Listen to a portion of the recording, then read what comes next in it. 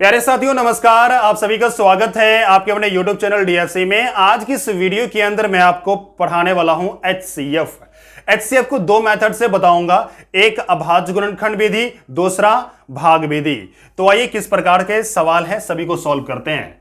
सबसे पहले जानेंगे कि HCF का फुल फॉर्म क्या होता है। देखिए आज का हमारा टॉपिक है HCF का फुल फॉर्म होता है हाईएस्ट, क्या होता है हाईएस्ट कॉमन फैक्टर। क्या होता है हाईएस्ट कॉमन फैक्टर, क्या होता है हाईएस्ट कॉमन फैक्टर। क्लियर है। इसको हिंदी में कहते हैं मौसौ। क्या कहते हैं मौसौ, मतलब महत्तम, मौ से महत्तम। और ये जो सौ है ना, सौ से होगा समापवर्तक। क्या होगा समापवर्तक। ओके, बात समझ में आ गई है। चलिए इसको जो बनाने की विधि है, आज मैं आप सभी को दो विधि बताऊंगा। पहला कौन सा विधि है समझिएगा। सबसे पहले विधि की अगर बात करेंगे तो वो भाग विधि है। दूसरा हमारा है अभाज्य गुणनखंड विधि। दूसरा कौन सा विधि है? अभाज्य गुणनखंड विधि। अभाज्य गुणनखंड विधि, अभाज्य गुणनखंड विधि। ओके, अब देखो ये भाग विधि को इंग्लिश में कहते हैं लॉन्ग डिवीजन मेथड। क्या कहते हैं? Long division method. क्या कहते हैं? Long division method. क्या कहते हैं? Long division method. ठीक है। और ये जो अभाज्य गुणनखंड विधि है इसको कहते हैं प्राइम फैक्टराइजेशन। क्या कहते हैं? Prime factorization method. Okay, clear है। ये दो विधि है। ओके, अब एक एक करके सभी के बारे में समझते हैं, दोनों के बारे में समझते हैं। चलिए सबसे पहले एग्जांपल लिख लेते हैं यहां पर, जैसे कि 24 और यहां पर ले लिया मैंने 18। ठीक है, इन दोनों का क्या निकालना है? HCF निकालना है। ठीक है, तो समझिएगा इन दोनों में सबसे पहले पता लगाएंगे कि बड़ा कौन है। इन दोनों में जो बड़ा संख्या है 24 है, तो 24 को हमें बीच में उतारनी है। जो छोटा है उसको कहां उतारेंगे? बाहर की तरफ उतारेंगे। ठीक है, मतलब 18 बाहर। ठीक है, अब देखो 18 के टेबल से इसमें भाग देंगे, मतलब 24 से आगे नहीं जाना। 18 का पारा पर है, 24 से आगे नहीं जाना है।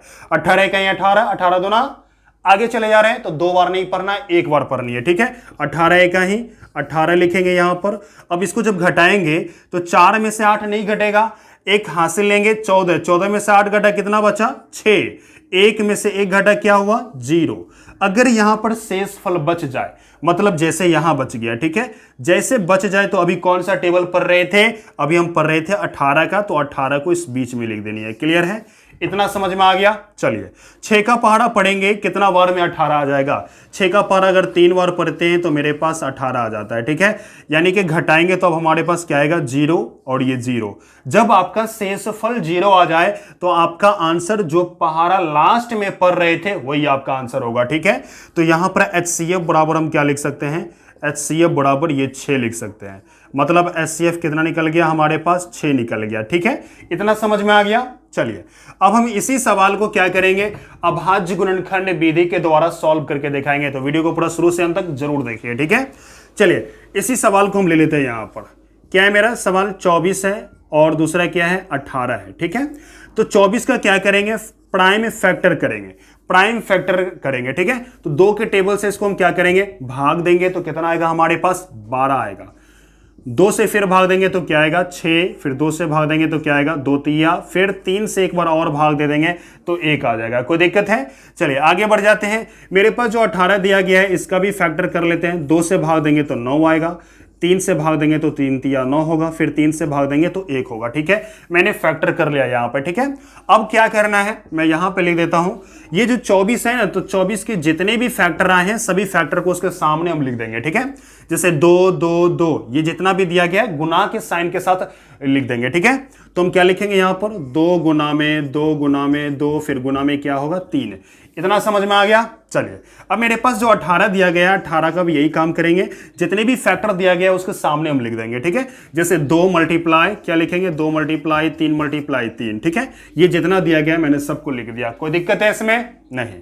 अब हमें क्या निकालनी है? HCF। समझिएगा HCF कैसे निकालेंगे। इसमें क्या करना, ये जो फैक्टर मैंने निकाला ना, तो कौन ऐसा संख्या है जो दोनों में है? कौन ऐसा अभाज्य गुणनखंड है जो दोनों में है? दोनों में होगा तो कॉमन ले लेनी है। ठीक है, देखो यहां पर ये दोनों में है, मैंने कॉमन ले लिया। ये दो दोनों में है ना, तो दोनों में से मैंने निकाल लिया एक, ठीक है। और 3 यहां भी है और यहां भी है, ठीक है। अब कोई भी ऐसा संख्या नहीं है इन दोनों को छोड़ के जो कॉमन आता हो, ठीक है। तो अब क्या करना, फाइनली अब कॉमन नहीं आएगा तो इन दोनों को मल्टीप्लाई करेंगे तो 6 आ जाएगा, ठीक है। ये हमारा क्या हो गया, आंसर हो गया, ठीक है। आप यहां पर देख सकते हो, यहां भी 6 आया HCF और यहां भी क्या आ गया है, 6 आ गया, ठीक है। मतलब दोनों तरीके से बनाओगे तो आंसर वही आएगा, ठीक है। बात समझ में आ रहा है? अगर आपको समझ में आया है तो एक आसान सा सवाल आपको देता हूं, उसको बना करके उसका जो आंसर आएगा ना कमेंट बॉक्स में जरूर देना, ठीक है। तो मैं आपके लिए एक सवाल दे दूं यहां पर, एक 12 दूसरा 8, ठीक है। इनको सॉल्व करिए, सॉल्व करने के बाद इसका आंसर क्या होगा जरूर कमेंट बॉक्स में आप दीजिए, ठीक है। आपको यह भी बताना है कि आपको कौन सा विधि अच्छा लगा, आपको प्राइम फैक्टराइजेशन मेथड अच्छा लगा या तो आपको लॉन्ग डिवीजन मेथड अच्छा लगा, ठीक है। जो आपको अच्छा लगा उसके बारे में जरूर कमेंट बॉक्स में बोलिए, ठीक है।